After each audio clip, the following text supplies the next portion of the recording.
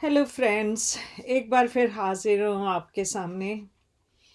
आज कुछ एक ऐसी अच्छी बातें पढ़ने को मिली कि जिनको पढ़ के दिल किया कि आपके साथ भी वो बातें अगर मैं शेयर करूँ, हो सकता है आप में से किसी एक को वो बात अच्छी लगे और आप लोग भी उस पर अमल करें और अपनी ज़िंदगी को बेहतर बना सकें। तो मैंने उन बातों को अ, कुछ एक नोट्स बना लिए हैं, तो उनको मैंने लिखा है। अगर मैं थोड़ा पढ़ने में मसरूफ़ हो जाऊँ तो थोड़ा भूल जाऊँ बीच में, तो मुझे माफ़ करिएगा। तो सबसे पहली बात ये कहते हैं कि बुज़ुर्गी जो होती है, जब हम कहते हैं कोई इंसान बुज़ुर्ग हो गया, तो आपका क्या मतलब होता है बुज़ुर्गी से? क्या वो बूढ़ा हो गया है? क्या वो 60-70 साल का, 80 साल का इंसान हो गया है? तो इसलिए उनको बुज़ुर्ग कहते हैं, या वो कोई बहुत सयाने, जैसे बहुत उनको एक्सपीरियंस है लाइफ का, इसलिए है उनको बुज़ुर्ग कहते हैं। तो ये मुझे पढ़ने में मिला कि जो बुज़ुर्गी होती है वो अक्ल से होती है, ना कि उम्र से। जो बुज़ुर्ग असल में होता है, उसको हर बात का इल्म होता है। वो ज़िंदगी के हर पड़ाव से गुज़रा होता है, हर ज़िंदगी की ऊंच नीच को उसने देखा होता है, हर रिश्तों को उसने निभाया होता है। तो वो जो उसके पास वो सारा एक सरमाया सा इकट्ठा हुआ है उसके पास, कि कैसे रिश्तों को निभाना है, कैसे दुनिया वालों के साथ निभाना है, कैसे कि कई लोगों से बच के रहना है, कैसे अपने बच्चों को अच्छी तालीम देनी है। और तालीम से सिर्फ मकसद ये नहीं है कि उसको स्कूल में, कॉलेज में कितना पढ़ा दिया। असली तालीम घर से शुरू होती है, माँ बाप से शुरू होती है, कि रिश्तों को कैसे निभाया जाए, एक दूसरे का कैसे ख्याल रखा जाए। तो वो सब बातें जिस इंसान ने सारी उम्र लगा के, अपनी पूरी उम्र तक करते करते, जब वो इतने बड़े हो जाते हैं और उनके पास इतना ये ख़जाना जमा हो जाता है कि उनको इतनी अक्ल है कि कोई भी बात सुन उनसे आप पूछें, कोई मशवरा लेना चाहें, तो आपको बहुत अच्छी सलाह देंगे। वो असल में बुज़ुर्ग होते हैं। तो बुज़ुर्गी जो है वो उम्र से नहीं, अक्ल से आती है। और फिर कहते हैं कि अमीरी, आप अमीर किसको कहेंगे? क्या अमीर वो है जिसके पास बहुत पैसा है, या फिर वो है जिसका दिल बहुत बड़ा है? और अगेन इसमें ये बात कही गई जो मैंने पढ़ी, कि अमीरी पैसे से नहीं, दिल से होती है। बहुत बार इंसान बहुत ही पैसे वाला है, उसके पास अपने पूरे परिवार के सब लोगों से ज़्यादा पैसा है, अपने आस पड़ोस के, अपने दोस्त यारों से सबसे ज़्यादा पैसा है, लेकिन उसका दिल इतना छोटा है कि कोई उसके सामने अगर भूखा प्यासा बैठा है, या कोई बेचारा लाचार बीमार पड़ा हुआ है, उसके पास दवा के भी पैसे नहीं है, तो तब भी ये अमीर इंसान उसको कभी किसी किस्म की मदद नहीं करेगा। वो गरीब को एक ठोकर मार के निकल जाएगा कि अरे ये तो है ही ऐसे, हर वक्त ना कुछ काम करते हैं ना कुछ है, बस ऐसे ही हर वक्त मांगने में लगे रहते हैं। और अगर कोई अपना आसपास का भी कोई आके उनसे कहे कि इस वक्त मेरा हाथ बहुत तंग है, क्या तुम मेरी मदद कर सकते हो, तो उनके लिए भी ऐसे इंसान अपने पैसे के रोब में आके बस यही कहते हैं।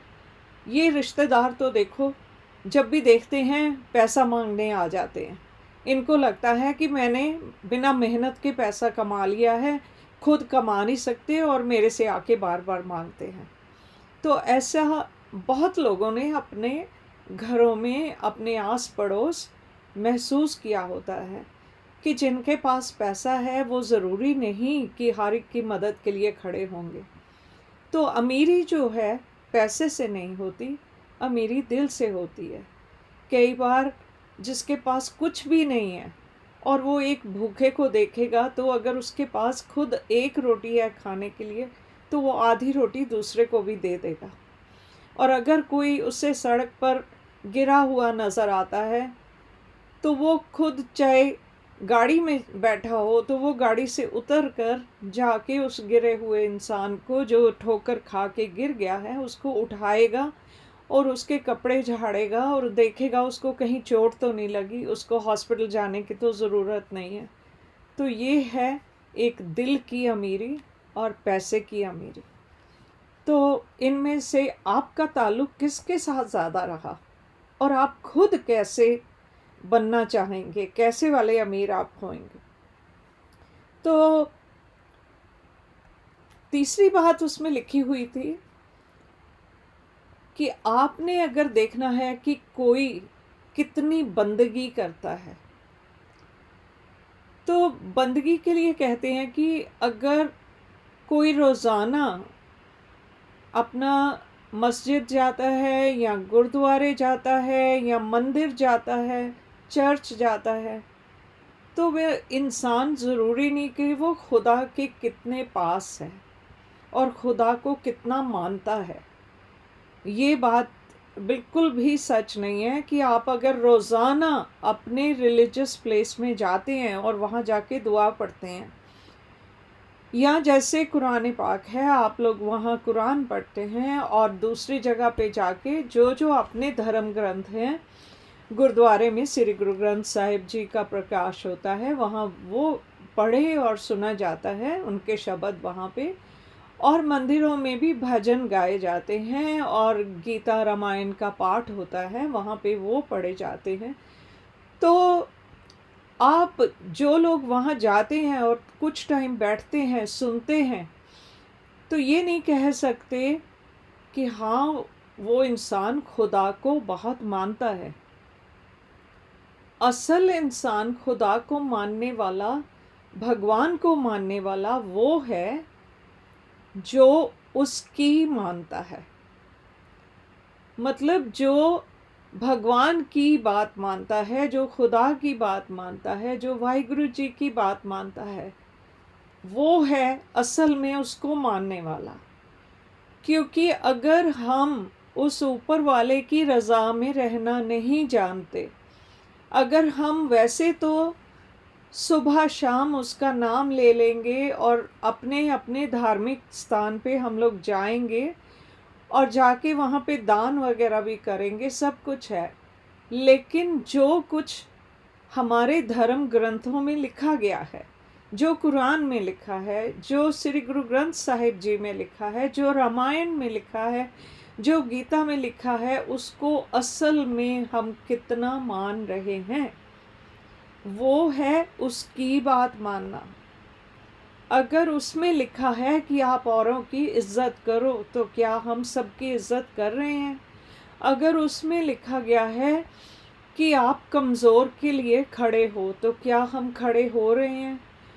और उसमें अगर लिखा गया है कि आप दूसरे की हर तरह से जैसे भी हो सके, कोई अगर आपके पास मांगने आता है तो उसको ना मत करो, जो आपके पास है उसमें से जो दे सकते हो वो दो, तो क्या हम दे सकते हैं? या हम ये कहेंगे कि अरे नहीं, दे दिया तो हमारी ज़रूरतें कैसे पूरी होंगी? लेकिन अगर हम उसके ऊपर वाले के बताए हुए रास्ते पे चलते हैं और उसकी बात को मानते हैं, तो सच मानिए वो आपके ख़जाने में किसी बात की कमी नहीं होने देगा। ना तो आपको अपनी हेल्थ के लिए उसमें से कुछ डोनेट करना पड़ेगा, ना आपको अपनी नींद गंवानी पड़ेगी, ना आपको मेहनत ज़्यादा करनी पड़ेगी, लेकिन वो आपको सिर्फ़ और सिर्फ़ एक ज़रिया बना के आपको इस्तेमाल करेगा, क्योंकि उसने उस इंसान की मदद करनी है।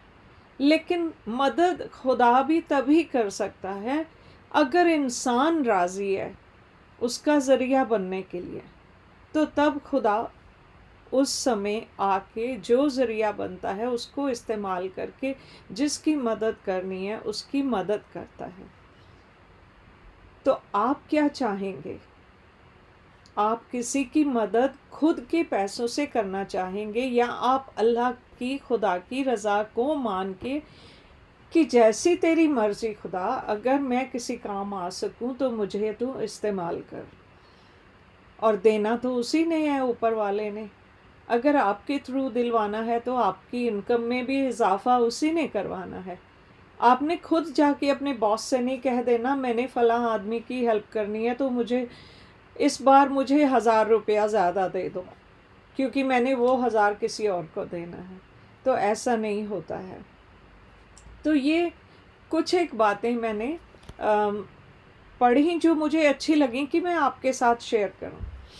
और एक वाकया जो उसमें लिखा हुआ था वो भी काफ़ी इंटरेस्टिंग वाकया था कि कैसे खुदा की रज़ा में रहना, कैसे भगवान की मर्ज़ी जो है उस मर्ज़ी को स्वीकार करके अपना मान के उसके साथ चलना। तो वो ये था, एक छोटी सी स्टोरी है कि एक फरिश्ता कहीं कहीं से चलता हुआ वो गुज़र रहा था, तो उसने रास्ते में देखा एक एक पंछी है, एक परिंदा है जो गिरा हुआ है सड़क के ऊपर और उसके सारे पंख उतरे हुए हैं। उसके पास खाने के लिए भी कुछ नहीं है और वो बहुत दुखी सा महसूस होता है क्योंकि वो इतना कमज़ोर हो चुका है कि वो उठ के चल फिर भी नहीं सकता। तो वो जब फरिश्ता उसके पास पहुंचता है तो उसे कहता है तुझे क्या हुआ है? तो परिंदा जवाब देता है कि मेरी ऐसी हालत हो गई है, मुझे कुछ समझ नहीं आ रहा मैं क्या करूं, ना मैं मर रहा हूं ना मैं वापस ठीक हो रहा हूं कि मेरे पंख वापस आए, मैं उड़ सकूं, और ना मुझे कोई खाना दे रहा है। मैं कितने दिन और मुझे ऐसे रहना पड़ेगा?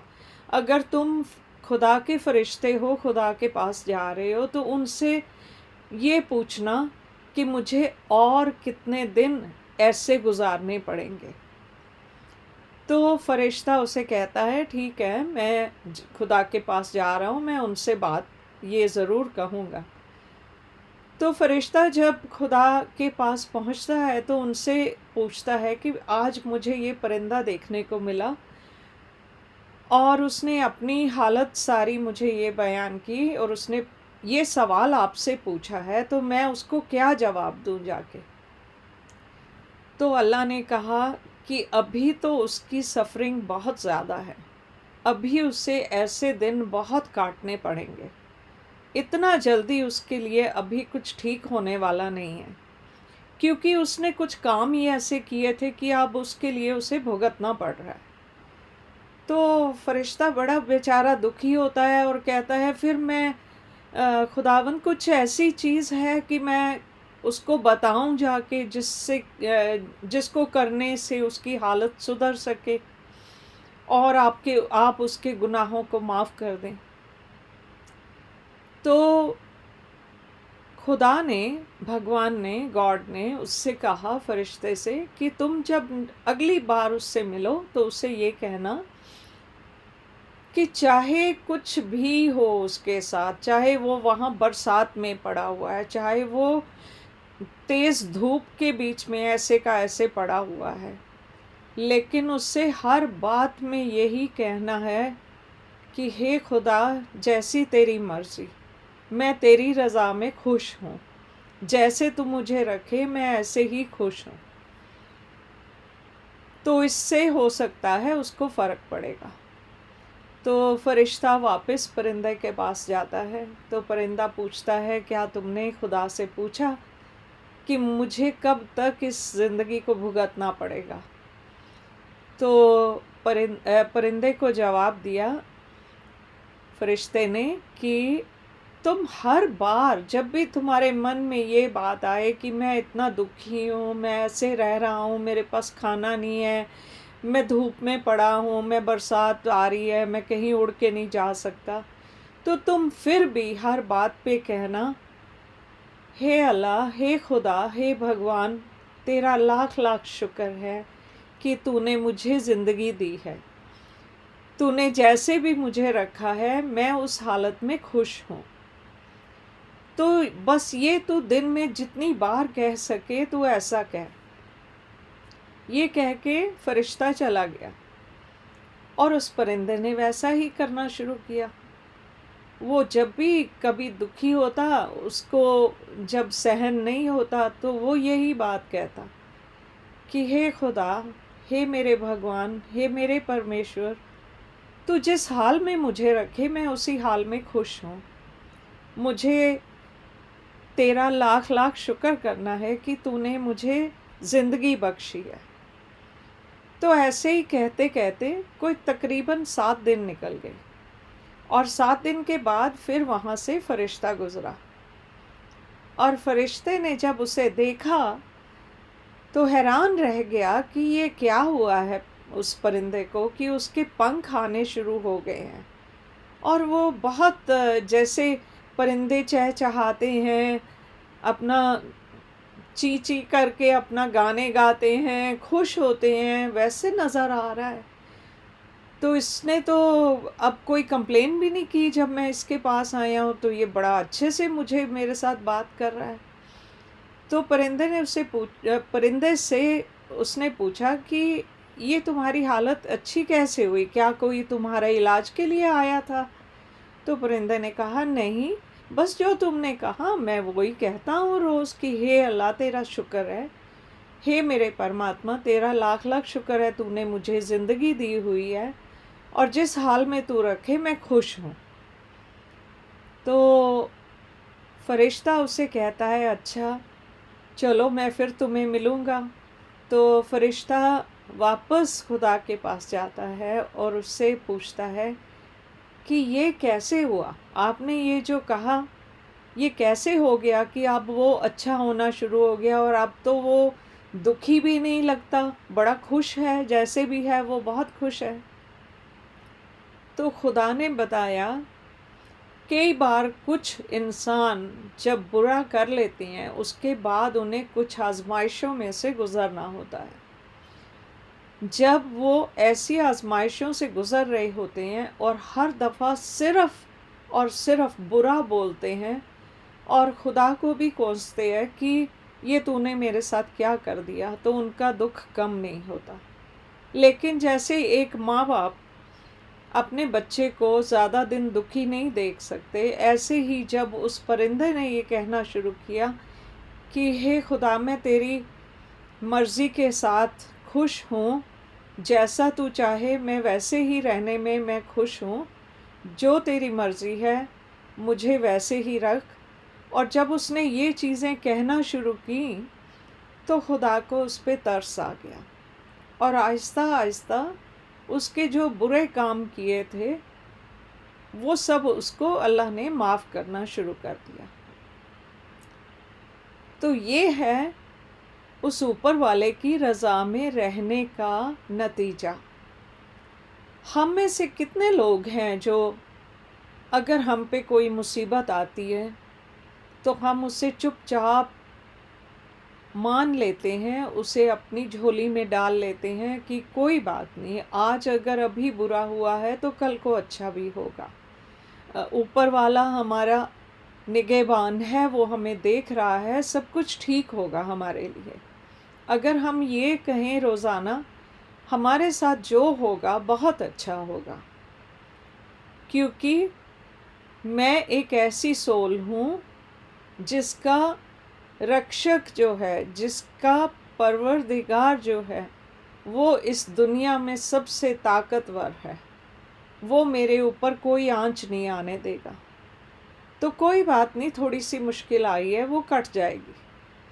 अगर हम ऐसा कहना शुरू कर दें रोज़ाना, या जब भी कोई मुश्किल वक्त आए उस वक्त कहना शुरू कर दें, तो आप देखिए ना तो वो मुसीबत आपके ऊपर टिक सकेगी और ना ही आपको बहुत दिन उस मुसीबत में से गुज़रना पड़ेगा।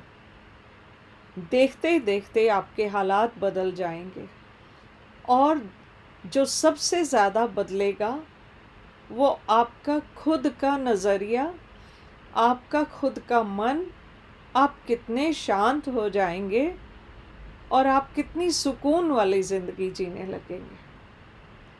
तो ये बात जितनी हो सके हर एक को बताइए, जिसको आप दुख में देखें, जिसको आप तकलीफ़ में देखें, उसे ये बात समझाइए कि कोई बात नहीं, खुदा तुम्हारा निगहबान है, वो तुम्हें ज़रूर अच्छा कर देगा, तुम जल्दी अच्छे हो जाओगे, तुम्हारे हालात जल्दी सुधर जाएंगे और तुम्हारे रुके हुए काम भी सब वो ही करने वाला है।